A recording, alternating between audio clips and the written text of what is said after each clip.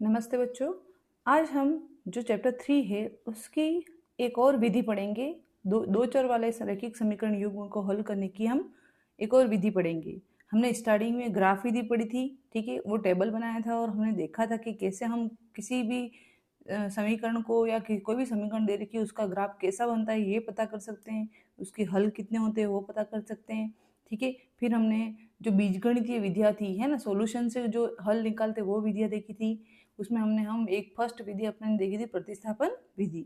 प्रतिस्थापन विधि के बाद हम दूसरी आज विधि देखेंगे विलोपन विधि, ठीक है। विलोपन विलोपन जो वर्ड है उसी से पता चलता है किसी चीज को विलोप करना मतलब हटाना या गायब करना, ठीक है।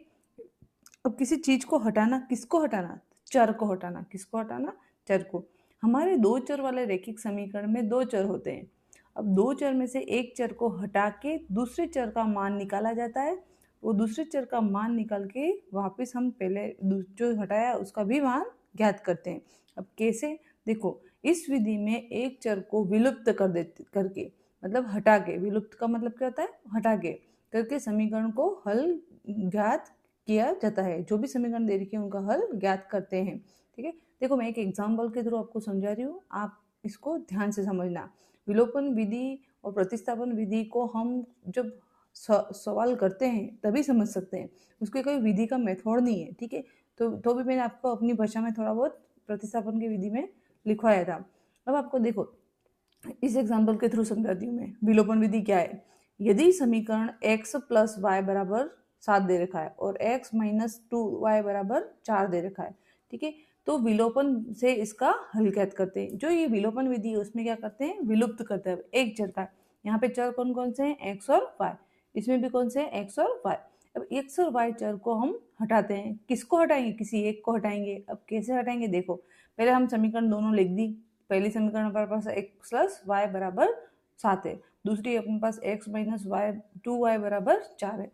अब देखो, यहाँ पे जो फर्स्ट में है वो y, यहाँ x भी प्लस में है, y भी प्लस में है। यहाँ पे x प्लस में और यहाँ y क्या है? माइनस में। y किस में? माइनस में। तो आपको जो प्लस और माइनस वाले चिन्ह है वो ले लेना, उस चर को हटाने की कोशिश करना। अब हटेगा कैसे? इन दोनों समीकरणों को अगर मैं जोड़ दूं तो क्या ये हट जाएगा? नहीं हटेगा, ठीक है। अब इसके लिए हमको क्या करना पड़ेगा? इनके गुणांक बराबर करने पड़ेंगे।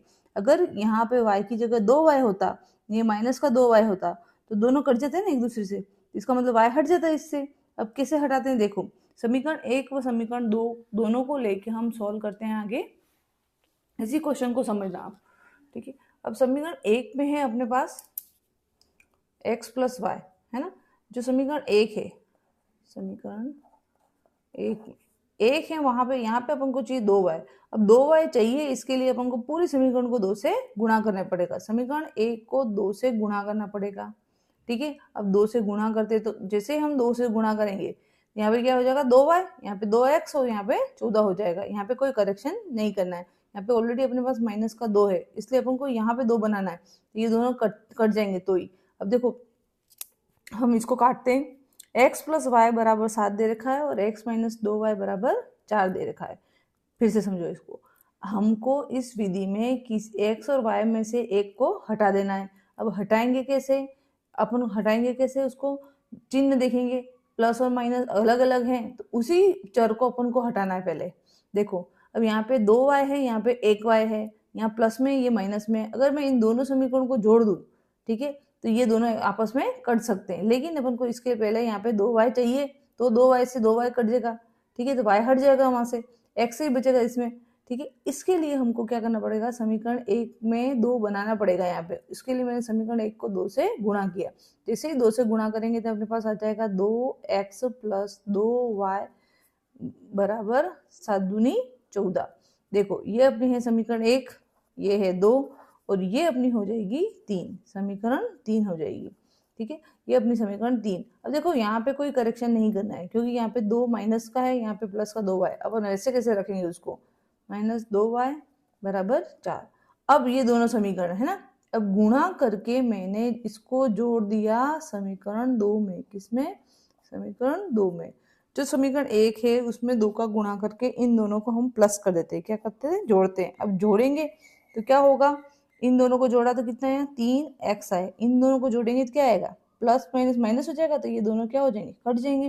और इन दोनों को प्लस करेंगे तो क्या आएगा, बराबर का 18। क्या आएगा, 18।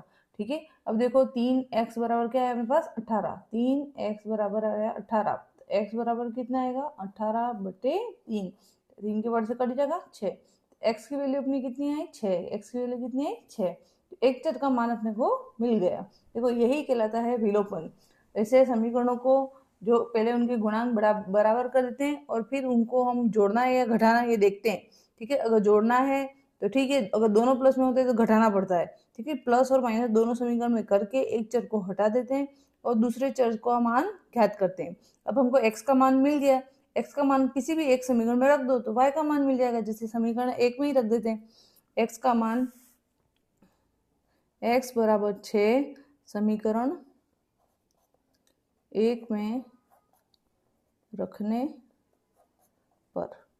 ठीक है, अभी 1 में रखते हैं ये वाला मान, 6 का मान। समीकरण 1 अपनी क्या है, ये वाली x प्लस वाई बराबर 7। ये अपनी समीकरण 1 है। इसमें हम x की जगह क्या रखेंगे, 6 प्लस वाई बराबर 7। तो y बराबर कितना आएगा, 6 को y भी करेंगे तो क्या आएगा, वो 7 माइनस 6, y बराबर आया अपना 1। ये अपना आंसर।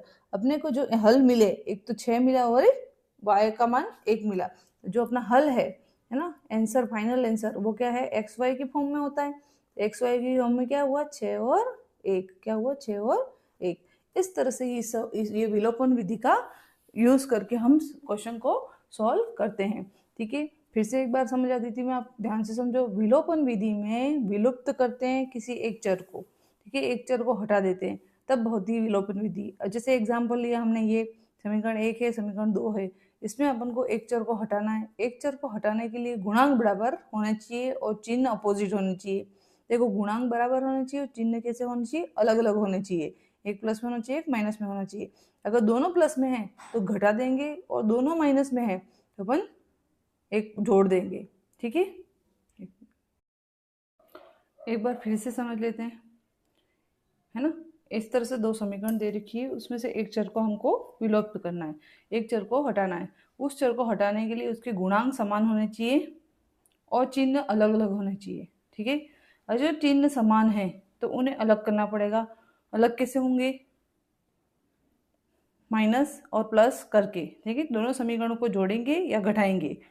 ये हमारा एक एग्जाम्पल है, हम और करेंगे तब पता चलेगा आपको। ठीक है, इसलिए ध्यान से इसको हर सवाल को देखना है। एक बार में ये विलोपन विधि आपको समझ में थोड़ी थोड़ी आएगी, पूरी नहीं आएगी पर थोड़ी थोड़ी आएगी, घबराने का नहीं। ठीक है, अब देखो एक यहाँ y का 2 है गुणांक, यहाँ पे 2 नहीं है, इसको बनाने के लिए हमने 2 से गुणा किया तो 2x प्लस 2y। कभी भी किसी समीकरण से गुणा करते हैं तो पूरी समीकरण के साथ गुणा होता है, चाहे लेफ्ट साइड राइट साइड, पूरे के साथ गुणा होता है। ठीक है, अब देखो फिर क्या हो गया, 2y हो गया, यहाँ पे भी माइनस का 2y।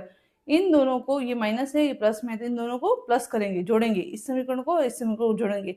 2x और x 3x हो जाएगा, 2y माइनस 2y क्या हो जाएगा, 0 हट जाएंगे ये। अब 14 और 4 दोनों को जोड़ेंगे तो 18 हो जाएगा। वैसे ही हमको x का मान कितना मिलेगा, 6 मिलेगा। उसी को 6 को हम किसी भी एक समीकरण में 1 या 2 में रखो और y का मान ज्ञात किया हमने। ठीक है, इस तरह से हमने ये विलोपन विधि से क्वेश्चन को सॉल्व किया। हम एक और क्वेश्चन देखते हैं, देखो